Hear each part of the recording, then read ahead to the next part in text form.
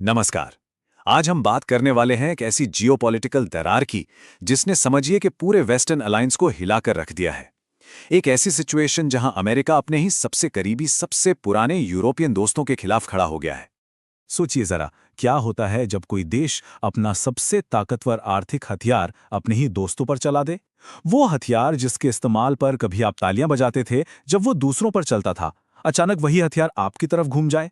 आज यूरोप बिल्कुल इसी सवाल से जूझ रहा है। और जानते हैं इस सब की वजह क्या है? उत्तरी अटलांटिक में एक बहुत बड़ा बर्फीला आइलैंड, ग्रीनलैंड। जी हां, एक द्वीप की वजह से अमेरिका और यूरोप का दशकों पुराना रिश्ता आज दांव पर लगा है। तो चलिए समझते हैं कि ये पूरा मामला आखिर है क्या। तो सबसे पहले बात करते हैं उस हथियार की जो अब सहयोगियों के ही खिलाफ इस्तेमाल हो रहा है। हम कहानी की शुरुआत करेंगे उस सीधी धमकी से जिसने इस पूरे संकट को समझिए कि एक चिंगारी दे दी। एक ऐसा आर्थिक हमला जो दुश्मनों पर नहीं, दोस्तों पर किया जा रहा है। अमेरिका की धमकी एकदम साफ है। 1 फरवरी 2026 से 10% का टैरिफ, और अगर बात नहीं मानी गई तो 1 जून से ये बढ़कर हो जाएगा सीधा 25%। मतलब ये कोई बातचीत का न्योता नहीं है, ये एक खुली आर्थिक चेतावनी है। और ये धमकी किसके खिलाफ है? किसी दुश्मन के लिए नहीं। निशाने पर हैं अमेरिका के सबसे करीबी नेटो सहयोगी Denmark, Norway, Germany, France, UK. मतलब वही देश जो दशकों से हर मुश्किल में अमेरिका के साथ कंधे से कंधा मिलाकर खड़े रहे हैं। अब देखिए कहानी का सबसे दिलचस्प मोड़।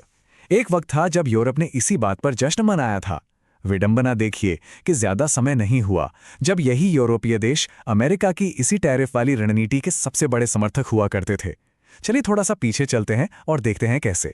सोर्स के मुताबिक यूरोपीय देशों की भूमिका उस वक्त चीयरलीडर्स जैसी थी। मतलब जब अमेरिका ने दूसरों के खिलाफ टैरिफ को एक हथियार की तरह इस्तेमाल किया तो यूरोप ने खूब तालियां बजाई थीं।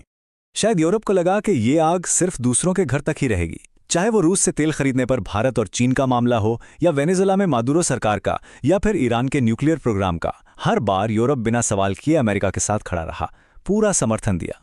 और फिर आया ग्रीनलैंड का मुद्दा, वो फ्लैश पॉइंट, वो चिंगारी जिसने अमेरिका की इसी आर्थिक हथियार का मुंह अपने ही दोस्तों की तरफ मोड़ दिया। जनवरी 2026 में यह संकट बहुत तेजी से बढ़ा। देखिए हुआ क्या। महीने की शुरुआत में व्हाइट हाउस के एक करीबी शख्स ने एक भड़काऊ सोशल मीडिया पोस्ट किया, ग्रीनलैंड जल्द ही। इसके जवाब में 8 यूरोपियन नेटो देशों ने डेनमार्क के सपोर्ट में अपनी सेनाएं जॉइंट एक्सरसाइज के लिए ग्रीनलैंड भेज दी। और बस अमेरिका ने तुरंत पलटवार करते हुए उन्हीं 8 देशों पर टैरिफ की धमकी दे डाली। और इस पूरे जियोपॉलिटिकल बवंडर के बीच में कौन है? एक ऐसा द्वीप जिसकी कुल आबादी है सिर्फ 57,000। सोचिए, इतनी छोटी सी आबादी वाला द्वीप और इतना बड़ा अंतर्राष्ट्रीय संकट। ये बात इस पूरे संघर्ष को और भी ज्यादा चौंकाने वाला बना देती है। और हां, जब ग्रीनलैंड के लोगों से ही पूछा गया कि वो क्या चाहते हैं तो उनका जवाब एकदम साफ था। 85% लोग डेनमार्क के साथ ही रहना चाहते हैं। एक तरह से उन्होंने पूरी दुनिया को एक सीधा संदेश दे दिया है, ग्रीनलैंड बिकाऊ नहीं है।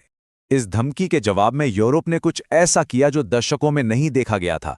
एक साथ मिलकर उन्होंने अमेरिका का सामना करने का फैसला किया, एक संयुक्त अवज्ञा। फ्रांस के राष्ट्रपति इमैनुअल मैक्रोन ने 2 टूक शब्दों में कह दिया, ये अस्वीकार्य है। मतलब कोई लाग लपेट नहीं, कोई डिप्लोमैटिक भाषा नहीं, सीधा और कड़ा संदेश। फिर यूरोपीय कमीशन की president Ursula von der Leyen ने भी चेतावनी दी। उन्होंने कहा कि ये टैरिफ्स पूरे ट्रांस अटलांटिक रिश्ते को ही कमजोर कर देंगे और एक खतरनाक गिरावट का खतरा पैदा कर सकते हैं। और ये आवाजें सिर्फ बड़ी ताकतों की नहीं थीं। नॉर्वे जैसे पड़ोसी देशों ने भी खुलकर कहा कि वो डेनमार्क की संप्रभुता का पूरा समर्थन करते हैं। इससे ये साफ हो गया कि इस मुद्दे पर पूरा यूरोप एक साथ खड़ा है। तो अब सवाल ये है कि दांव पर लगा क्या है? क्या ये सिर्फ कुछ टैरिफ्स या एक द्वीप का मामला है? नहीं, अब बात पूरे वेस्टर्न वर्ल्ड के भविष्य और उसके आपसी रिश्तों पर आ गई है। गठबंधन एक बहुत ही नाजुक मूड पर है। दांव पर है $1.5 ट्रिलियन का सालाना व्यापार। जरा सोचिए, इतना बड़ा अमाउंट, अगर इसमें जरा सी भी रुकावट आई तो अटलांटिक के दोनों तरफ की अर्थव्यवस्थाओं को भारी नुकसान होगा। सप्लाई चेन से लेकर इंडस्ट्री तक सब कुछ ठप पड़ सकता है। और ये कोई छोटी बात नहीं है। यूरोपियन यूनियन अमेरिका के टॉप ट्रेडिंग पार्टनर्स में से एक है। मतलब अमेरिका अपने सबसे जरूरी आर्थिक सहयोगियों में से एक को खुद से दूर करने का खतरा मोल ले रहा है। सोर्स में इस पूरी सिचुएशन को समझाने के लिए एक बड़ी अच्छी मिसाल दी गई है, चौकीदार की मिसाल। सोचिए कि यूरोप एक अमीर जमींदार है जिसने अपनी एक दूर की प्रॉपर्टी यानी ग्रीनलैंड की हिफाजत के लिए अमेरिका को एक चौकीदार के तौर पर रखा था। लेकिन अब हो ये रहा है कि वही चौकीदार उस प्रॉपर्टी पर खुद ही कब्जा करने की कोशिश कर रहा है। और अब हम आते हैं सबसे बड़े सवाल पर। जब पश्चिमी सहयोगी अपने आर्थिक हथियार एक दूसरे पर ही चलाने लगें, तो इस लड़ाई का असली फायदा किसे मिलेगा? ये वो सवाल है जो शायद आने वाले वक्त में पूरे वेस्टर्न वर्ल्ड के भविष्य